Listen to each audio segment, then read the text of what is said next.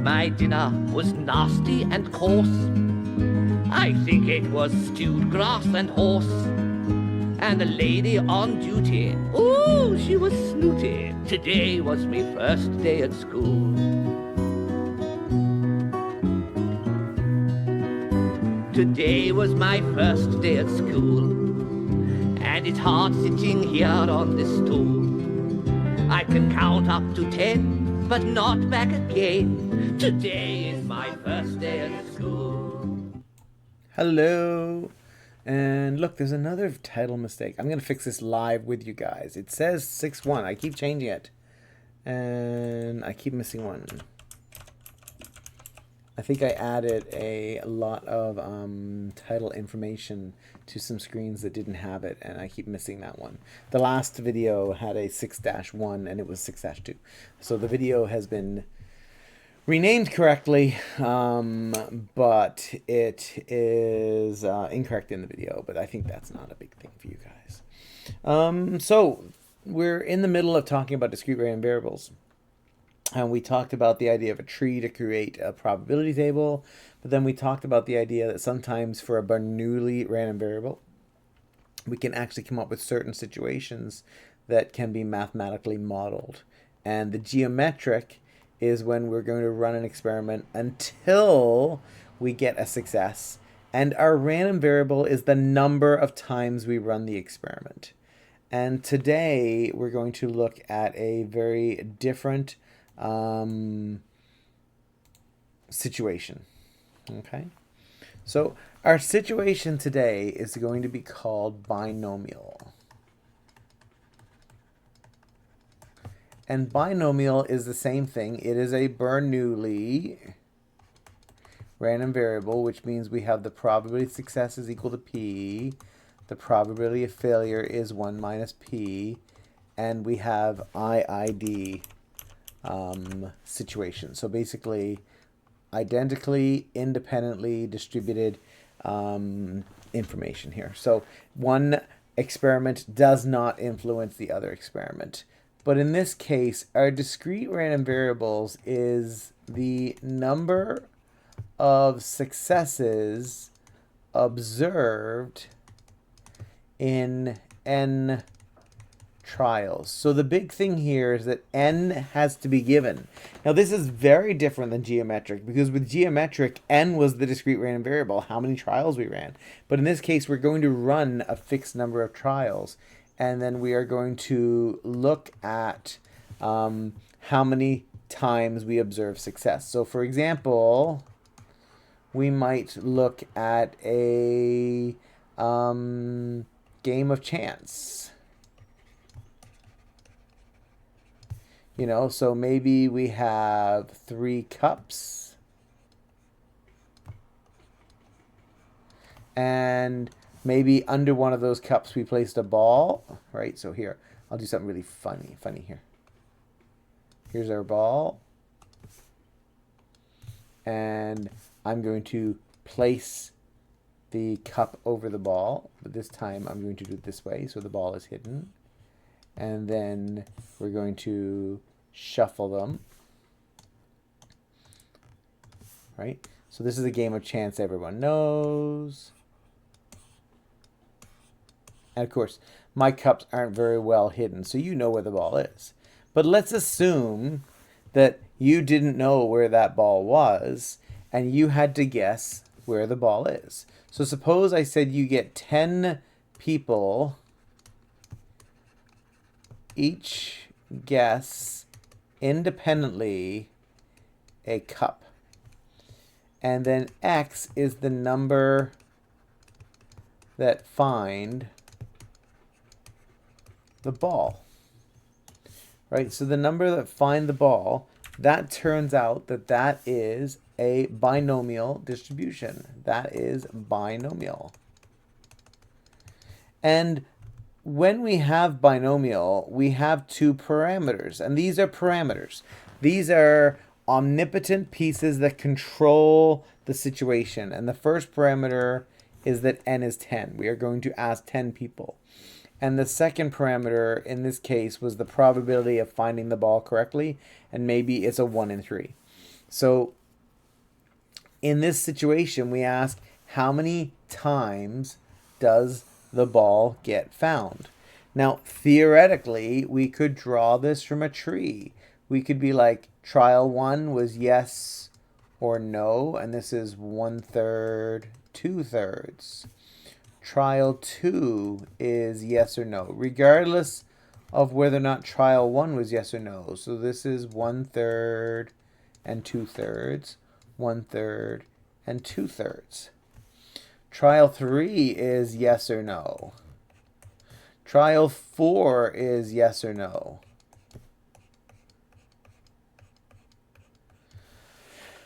There's a lot of balls and a lot of cups here, and I do not want to draw that whole tree. So it turns out that a formula in this case can also be found. It's called, nicely enough, the binomial formula. And the binomial formula says that the p of xi is equal to n select x, p to the x, because there are x successes, and 1 minus p to the n minus x, because there are x trials. And unlike our last experiment, xi could be 0, it could be 1, it could be 2, it could be 3, and it can be all the way up to n.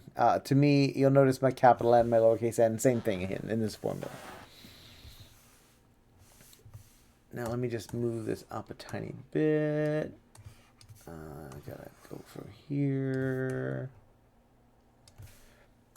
Now I want to make a note. N select x. This is called n select x. This is the number of ways that you can get x objects from n. Okay? This is a famous calculation that you would have studied in high school, but that could be a while ago for some of you. Or it could have been yesterday, who knows? But this is n factorial over x factorial n minus x factorial. And if you have a DAL calculator as recommended in the outline, you'll see a button called n select r, or n choose r. And if, for example, I wanted 10 select 3, then you would go 10 and then press that button, NCR, and then 3. And NCR, I believe, is shift 5, second function 5. Again, I keep forgetting to go and get my calculator in these videos, because to do that I have to move my green screen out of the way, and then I have to reconfigure it. And so I haven't gone to get it yet. Forgetting or not bothering. I'm not sure which one that is. So binomial situations are actually the most common situation, I would say, that we face in health sciences. So for example, 100 people take a weight loss pill. This is something in my mind lately. There's a lot of medicine out right now for weight loss, and I'm just kind of like one of those people who struggles with weight. I've mentioned that. And I'm like, I don't know that I want to take a pill. I don't know if I can do a pill to do that. I think I just need to learn to eat my broccoli more, maybe my Brussels sprouts, and just maybe less gummy bears would be a good point. I really like gummy bears. So 100 people take a pill, and the probability of a side effect maybe is 5%. What is the chance 3 or less people have a side effect? So when we read a question like this, our brain should be like, wait, 100 people, that's a fixed number of trials, 5% side effect. This is consistent. One person getting a side effect does not affect another person getting a side effect, so they're all independent. And 3 or less people, this is the number of successes. So you should immediately be like, this is a binomial situation. And with a binomial situation, we're going to utilize, and let me just come back here into my folders a little bit. I just got to get a file open that I'm going to want to show you. And where are we? Binomial, there we are. Okay. So the number of people being successful is binomial. And in this case, we have binomial with n equals 100 and p equals 0.05. Now, our question in this case is the probability x is less than or equal to 3. And what you have to do here is you have to work out the probability x equals 0 plus the probability x equals 1 plus the probability x equals 2 plus the probability x equals 3.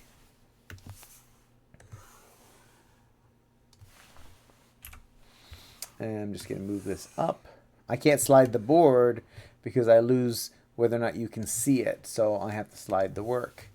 So here, for x equals 0, we want n. So remember, actually, before I write x equals 0, let's remind ourselves that the formula is n select x, p to the x, 1 minus p to the n minus x, which in this case is 100 select x, 0.05 to the x, 0.95 to the 100 minus x. And effectively, we're going to use this when x is 0. We're going to use this when x is 1. We're going to use this when x is 2. We're going to use this when x is 3, and we're going to add them up. It's a good idea to practice doing that for 1 or 2 cases. So for example, if I said the probability x is 0, then we have 100 select 0, 0.05 to the 0, 0.95 to the 100. 100 select 0. How many ways are there picking 0 from 1? Turns out to be 1. 0.5 to the 0 is 1, and then we get 0.95 to the 100, which I would need to go to a calculator and get 0.95 to the power 100. And it turns out that is 0.0059. So this is 0.0059. And oops, there we go. Now just a sec. I've scrolled by mistake. So, oh, I'm back in the same spot. That's good. All right, so I want to go to a full screen now. And I want to show you a file that we have. Let me just close some of the fluff around it. Maybe even full screen, which is F11 usually. Not working today. But zoom in a tiny bit. So what we have here is a binomial distribution table. The table shows the probabilities of success and fail with each p-value. So for n is 2, when p is 0.1, when p is 0.05, when p is 0.01, 0.5, 0.1, these are the probabilities of success and fail. Each section is a different n value. So 10, 12, 15, 16, 20.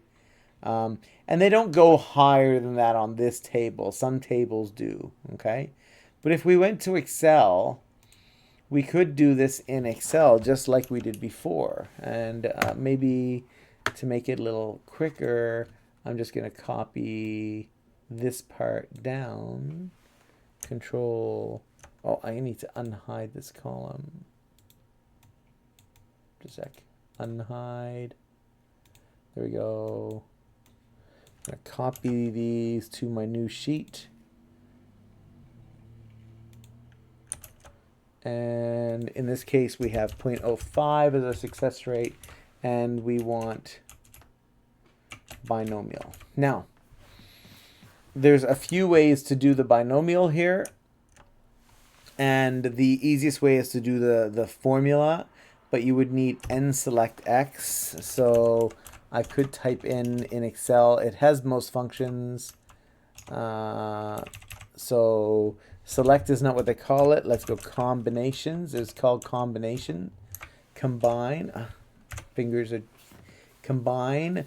And then I want n. So combine is the number and the number chosen. So in this case, my number is 100. And my number chosen is 1 in this case. So it tells me that there's, and I don't want this to be numbers. I want these to be back to numbers, which is comma numbers. There we go. And I also need 0 and 1 because I need x to be starting with 0. And I'm just going to drag that down, just setting up this page to there. There's nothing below 100 here. You can't get more than 100 successes. So let's go back into this formula. I've got the combination, and our formula was the combination times p to the power x times bracket 1 minus p to the power 100 minus x. And I just notice I have a small typo that I have to fix. This was a multiply, but my keyboard was too far away. So there's the probability of 0 successes. There's a 1% chance of 0 successes according to this. Let's make sure I've got that typed right. 100 select 0 times p to the 0 times 1 minus p to the 100 minus 0. This looks right. And then I just need to lock in my p values. Is it just the number of decimals I'm showing? It probably is. There you go. There's that number we had, 592. Okay. And then I could just drag this down. And the last one's not there, obviously. So I'm going to come up here. And this is just to show you. We're going to do it a slightly different way anyway. This sums to 1. Let me just move me out of the way.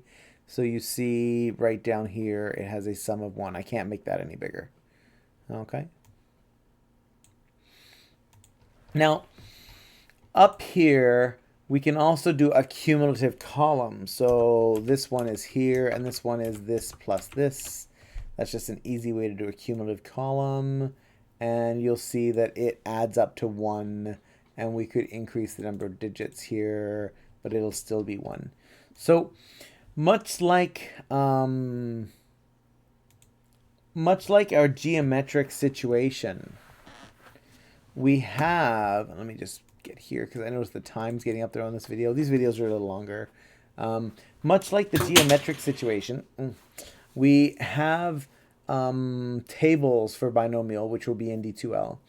And the table that I have currently is actually an exact value table. I may also post a cumulative table, so look for the 2 different tables.